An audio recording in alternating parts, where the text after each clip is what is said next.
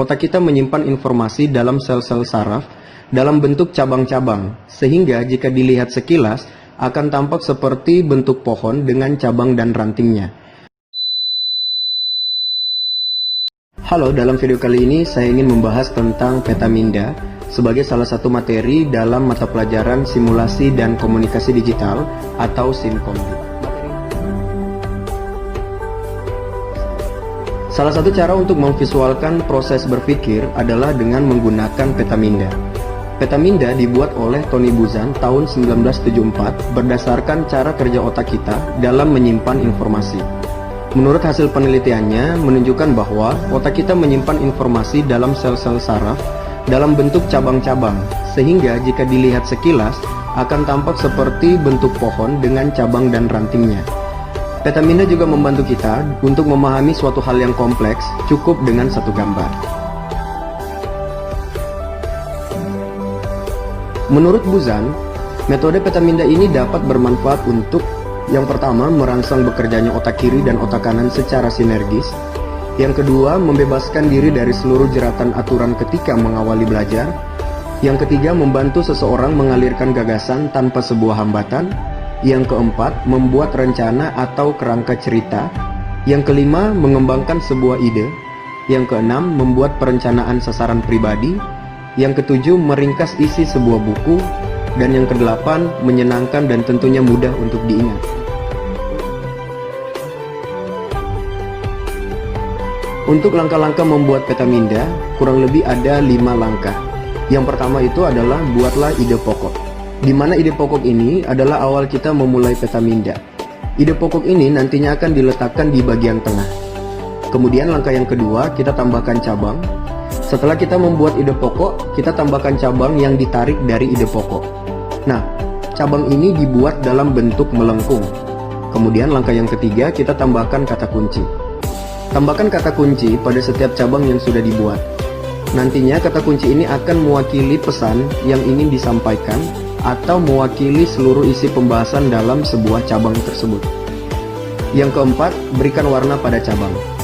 Tambahkan warna pada cabang dan pastikan warna di setiap cabang itu berbeda antara satu dengan yang lain untuk membedakan pembahasan. Dan yang terakhir, tambahkan gambar. Tambahkan juga gambar pada setiap cabang, di mana gambar ini berfungsi untuk mewakili kata-kata dalam sebuah pembahasan.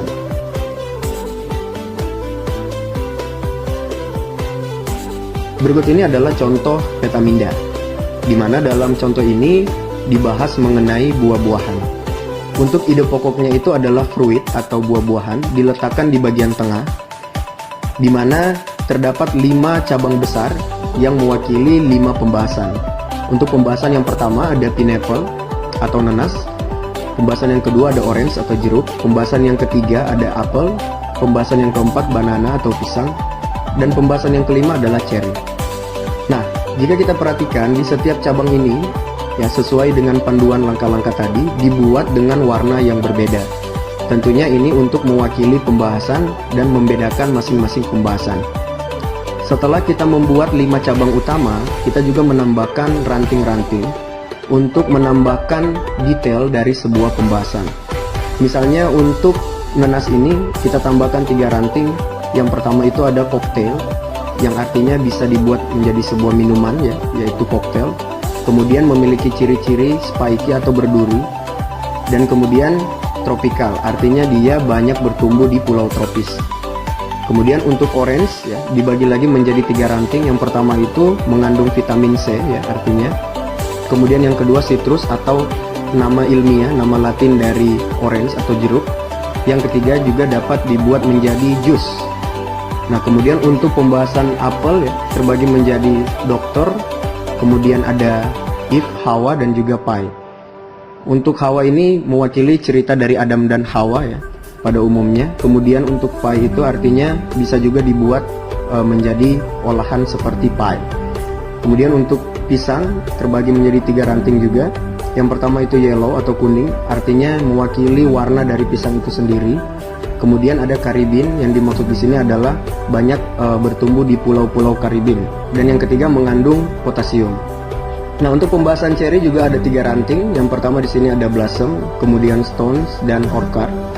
Untuk blossom ini artinya ceri itu bermekaran.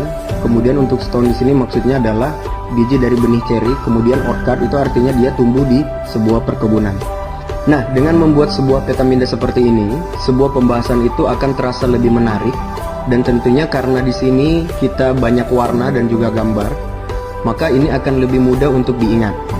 Selain itu, cara seperti ini juga kita bisa terapkan pada pembahasan-pembahasan yang lain ataupun permasalahan-permasalahan yang ingin kita pecahkan.